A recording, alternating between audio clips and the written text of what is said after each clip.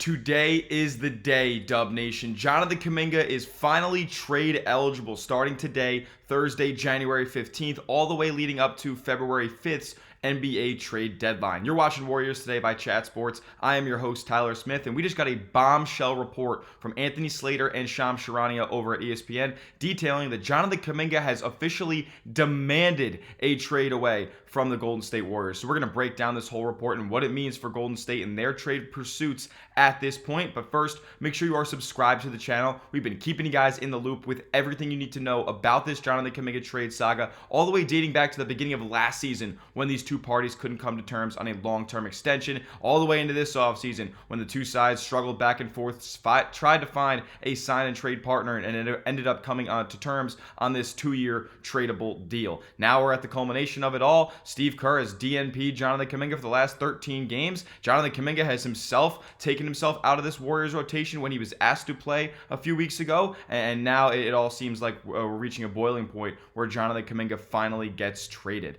We will be live tonight as well here on the channel. Warriors-Knicks watch party. Jonathan Kuminga was seen at shoot-around earlier today, so he'll be there as it seems right now. We'll see if Golden State can get a big-time win, but we'll be talking about this while we're live, so join us later. Turn your notifications on so you know exactly when we go live here at Warriors Today. So this is a crazy report, man. I mean, this is we could really speed run the whole spark notes of this story here, as Jonathan Kuminga was drafted 7th overall by the Warriors back in 2021. There was a struggle between Joe Lacob, the ownership, and Steve Keerr, the head coach. They wanted to select different players. We know now that Steve Keerr wanted to select Franz Wagner, who is now with the Orlando Magic, is an all-star level player, and quite frankly, Jonathan Kuminga is not at this point. So the Warriors have had this tumultuous relationship where Kuminga hasn't fit into the roster. Steve Keerr has not liked his fit on the roster, and that's caused him to kind of use Jonathan Kuminga as a scapegoat in a lot of situations. When Kuminga's play is dipped and the Warriors play is dipped on the court thereafter, Steve Keerr has kind of used Jonathan Kuminga as a guy that he can push down the rotation and kind of put some of the blame on here. But Jonathan Kuminga is not blameless in himself. He has gone out of his way to go into business for himself on the basketball court with the Golden State Warriors, trying to be this all-star level player that he thinks he can be, and is just not playing within the system that the Warriors have been running for the past decade. He's kind of tried to take things into his own hands and be the man in Golden State when he's playing alongside Steph Curry, and that's just never going to happen. But let's talk more about this Charania report. As Shams and Anthony Slater said, that the first day that Jonathan Kuminga becomes trade eligible, he demands a trade away from the Golden State Warriors. Not requested a trade away, demands. So this is going to be reaching a boiling point where Jonathan Kuminga gets moved here in the next month. Remember, guys, he started the first 12 games of the season. Like, he was playing pretty well through the first 6 games. He wasn't taking these contested mid-ranges early in the shot clock that we had come to know Jonathan Kuminga to be kind of detrimental to the team because of. And then he ended up taking 56 or whatever, some crazy number of mid-ranges over a following 8-game stretch, and that just caused Steve Keerr to be rubbed the wrong way, seeing that Jonathan Kuminga doesn't want to fully buy in to this Warriors operation, and they're not going to play him because of that. They don't want to risk him getting injured in case he was to be traded, and now we know that is going to happen. Now, team sources, this is according to Shams and Slater, said that essentially every major figure on the ground level of the operation, most notably Kuminga, Keerr, and the veterans watching a $22.5 million player sit on the bench while the team is stuck in a quote-unquote mediocre state, as Jimmy Butler called it,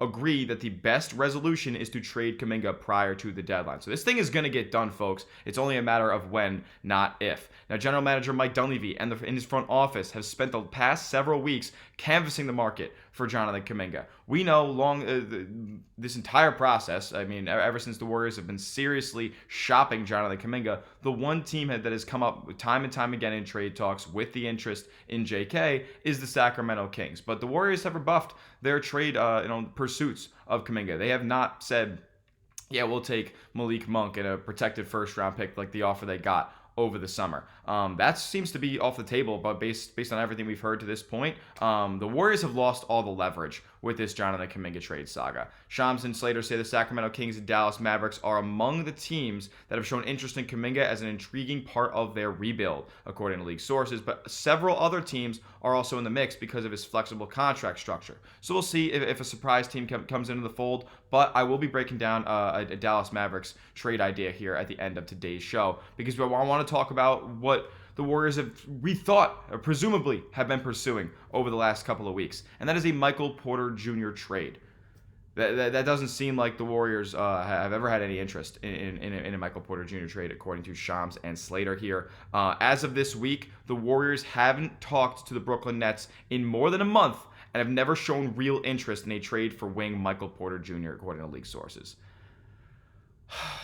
I'm not going to lie to you guys. When I read that John Hollinger reported Michael Porter Jr. was a lock to be traded by the deadline, I was like, this has to be the player the Warriors have to go after. 6'10", rebounder, 40% three-point shooter, can move and spot up for three off of the ball.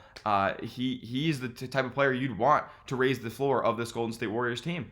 And they're not going to make a deal for him. They're actually not interested at all. The Nets did want 2 first-round picks. It doesn't seem like the Warriors are willing to meet that asking price, and I think that is an absolute disaster and just malpractice type of move from ownership, who I think this decision is coming from. They've also been fond of Trey Murphy in the past, but the Pelicans, we reported on the channel a couple days ago, the Pelicans are not trading any of their young wings, whether it be Trey Murphy or Herb Jones.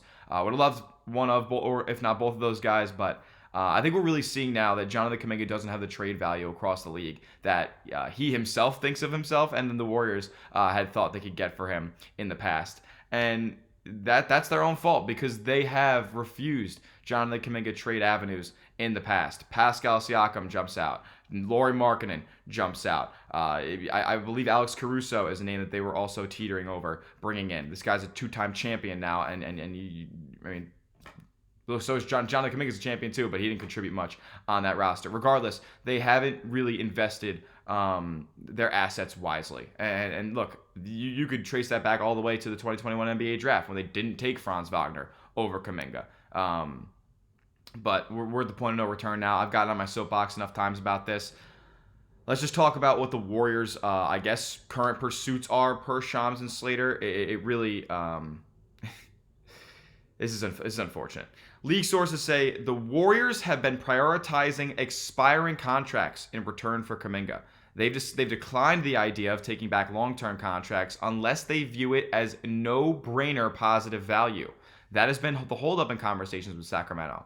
The Warriors refuse to absorb the 3 years and $60.4 million remaining on a Malik Monk deal, but the league sources said Keon Ellis, on a cheap expiring deal, is a potential sweetener of interest to them. Now, we also heard from Brett Siegel a couple of days ago in his latest report that players like Najee Marshall, Daniel Gafford, Ayo DeSumo, Bobby Portis were of interest to the Golden State Warriors here. So we'll see which avenue they end up going down.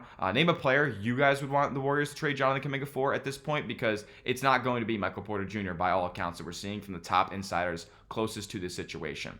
Now, as far as a trade idea that I have pondered over the last few days, what about a Daniel Gafford and Najee Marshall trade for Jonathan Kuminga and Buddy Hield? Maybe you could swap out PJ Washington instead of Daniel Gafford. Who would you guys rather have if you were the Golden State Warriors? Would you rather have PJ Washington or Daniel Gafford? You could let me know that down in the comment section as well. But this just stinks, man. I'm kind of just deflated about it all. I thought the Warriors would be able to pull something in the realm of a Michael Porter Jr. level player off and training away Kuminga, and now they're not going to come close. We had heard that the Lakers have had some interest in JK, but all they have to offer is Rui Hachimura, and that would just be a slap in the face to Warriors fans, man. Joe Lacob has done absolutely nothing to surround Steph Curry with the pieces necessary to contend in the Western Conference, and it hurts to see Steve Keerr speak to the media and say that they can't compete with the Oklahoma City Thunder and the San Antonio Spurs when Steph's out there busting his butt every night. He's averaging 29 a game, and he can play at a top 5 level. Jimmy's playing at a top 15, top 20 level